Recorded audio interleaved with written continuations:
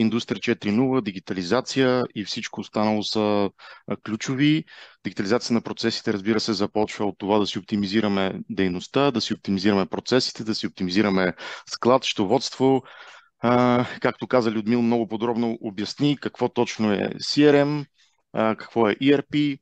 Това са много полезни инструменти за управление на бизнеса и за неговата ефективност, така че малките компании и по-големи такива, разбира се, много добре да погледнат в тая посока, както го правят тук днес. След това, след като вече имаме дигитализация на процеси и имаме мисъл за киберсигурност, е добре да се помисли за, както пък колегите от Bullsoft казаха, за архивиране, за изграждане на инфраструктура, която да ни подсигури, която да ни защити. И на следващ етап идва и нашата дейност, която вече започва да прави проверки на това, което сме си изградили като киберсигурност, това, което сме си защитили на нашите системи, платформи, на електронните магазини и така нататък. SoulCyber е компания с 7 годишна история. Млади хора работят, разбира се, в тази индустрия. Такава е сферата, младежи, но с сериозен опит и с международна експертиза, с сертификати за това, което правим, а именно ние правим проверки на сигурността на веб приложения, платформи и най-различни системи, както спомена по-рано Елеонора, не само за банки и големи компании, киберсигурността е важна за абсолютно всеки човек.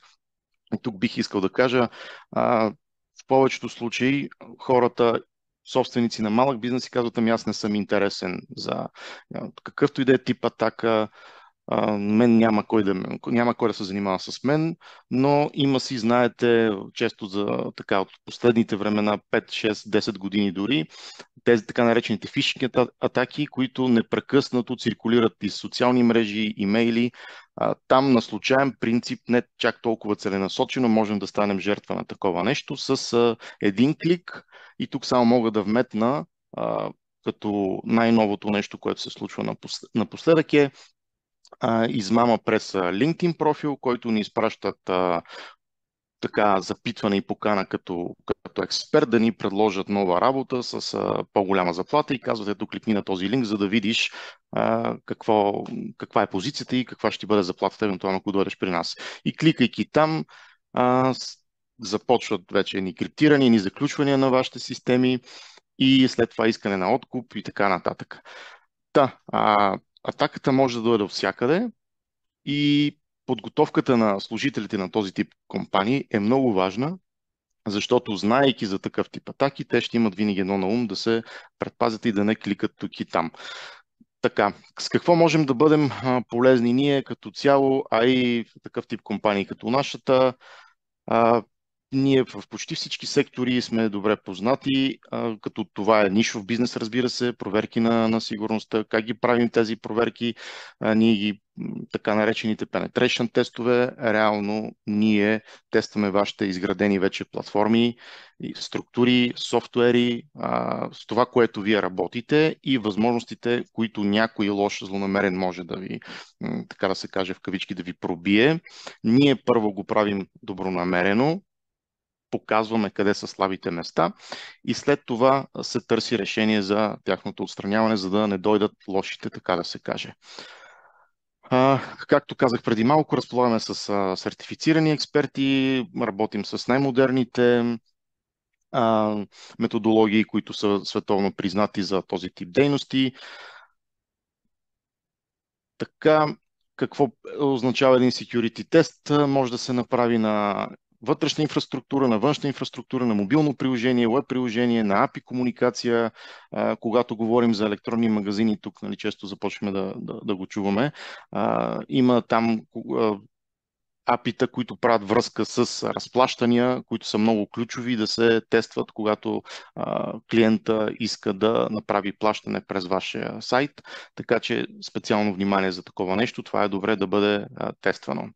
Прави се така наречения Vulnerability Assessment или управление на уязвимостите. След като намерим ни уязвимостите, ние показваме коя е най-спешната, на коя да обърнете внимание и как да бъде отстранена. Малко прибързвам, за да може да дадем думата и на следващите. Тук описанието на penetration тестинга как върви, няма да навлизам в детали, защото е техническа информация. Експертите си знаят работата. Въпросът е вие да имате желание да си проверите вашите системи и приложения. Оттам нататък експертите, които имат такъв опит и са сертифицирани, те знаят как да го направят. Както казах преди малко, мобилни апликации и приложения, всякакъв тип тестваме. На веб платформи, големи и малки, могат да бъдат тествани и е добре. Тези API комуникации или API приложения, за които споменах, е добре да се тестват при вас, нали, във всеки бизнес, разбира се, който ползва. Управлението на уязвимостите. Така, одитите са доста интересно нещо. Там не говорим само за веб платформи и веб приложения. Там говорим изцяло и за инфраструктура, и за веб платформи. Инфраструктура означава някои сървъри, някакви крайни точки, работни станции и така нататък, които вече имате или пък ще предстои да имате. Трябва да се направи един одит на тази среда и да се прецени за вашия бизнес какво е необходимо и как е изградено, добре ли е структурирано, по защитен начин ли, по добрите практики и така нататък, като също се обръща внимание и на нивата на достъп, за които също стана малко по-рано тема. Нещо много интересно ще се спра на него. Това е социалния инженеринг. Това са тестове, които ние правим. Ние имитираме точно това, което започнах в началото с фалшиви имейли, нетрадиционни обаждания телефонни или пък пускаме някакво фалшиво видео, което тестваме т.е.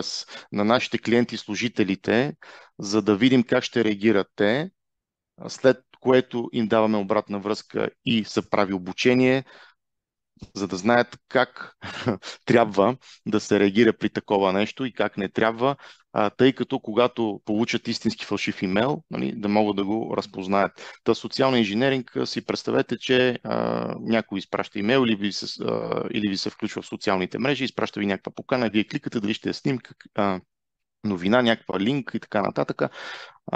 Оттам стават най-сериозните пропуски в компаниите и неочакваните, така че имаме такъв специален подход за такъв тип обучение и помощ на персонала, за да е наясно.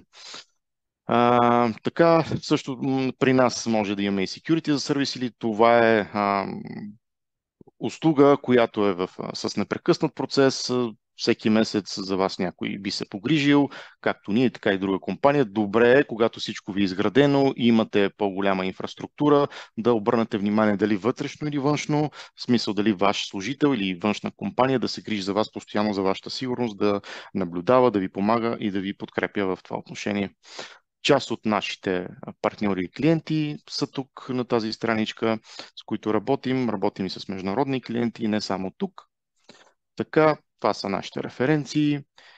И тук са вече нашите контакти. Имате въпроси с удоволствие. Благодаря.